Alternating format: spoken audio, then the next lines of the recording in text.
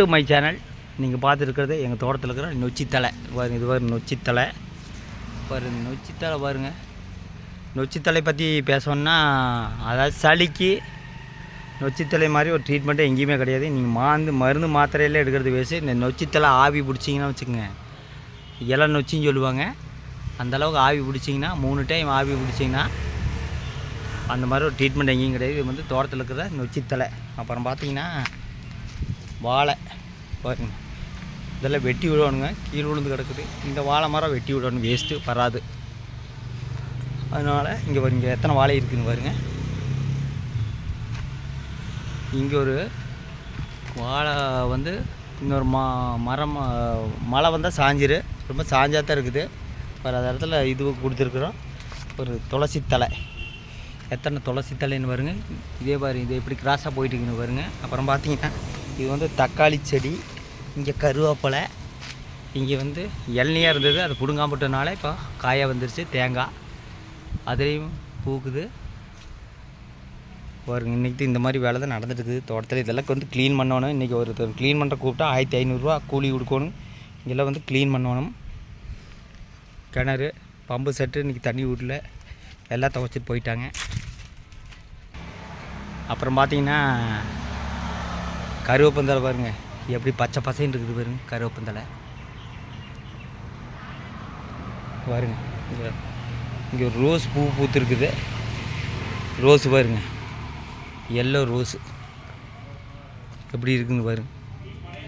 ஆமாம் பாரு, yellow colour rose. இது வந்து டெக்கரேஷன் செடி எப்படி இருக்குதுன்னு பாருங்கள். தோட்டத்தில் இந்த மாதிரி வேலை நடந்துருக்குது. அதனால் அவன் வந்து இங்கே பாருங்க, இங்கே தென்னை மரம் இருக்குது. தென்னை மரம் ஒரு எப்படி காயெல்லாம் காஞ்சி கிடக்குன்னு நினைக்கிறேன். அதையும் மட்டும் க்ளீன் பண்ணோன்னு மொத்தத்தில் இந்த மாதிரி வேலை தான் நடந்துட்டுருக்குது பாருங்க.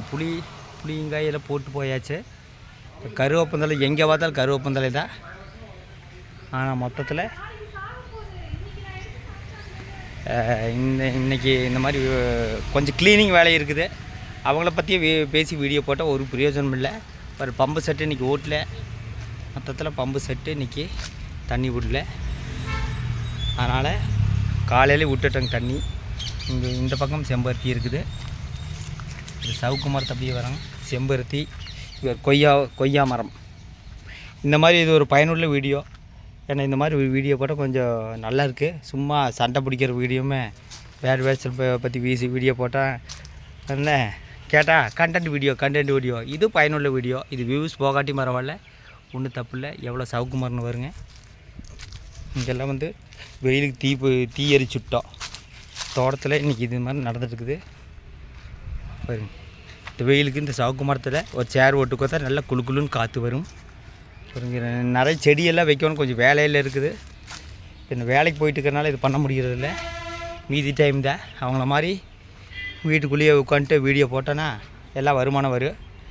இது ஒரு எலுமிச்சங்க மரம், இது ஒரு கொய்யா மரம் இது சீத்தாப்பழம் மரம்.